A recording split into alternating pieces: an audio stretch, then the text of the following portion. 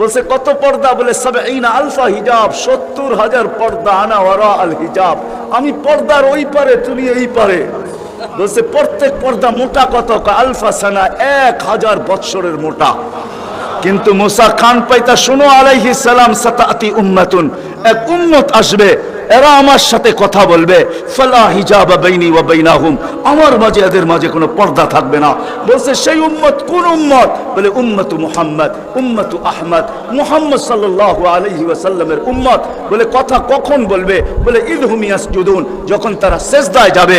এই জন্য আরেক হাদিসে আছে, ইদা সাজাদাল আবদ ইরতাফাল হিজাব বাইনাহু ওয়া বাইনার রহমান, বান্দা বান্দি যখন সিজদায় যায় তো আল্লাহ বলে ইরফা হিজাব বাইনি ওয়া বাইনা আবদি, সরা পর্দা আমার বান্দা বান্দির মাঝখান থেকে, পর্দা সরা।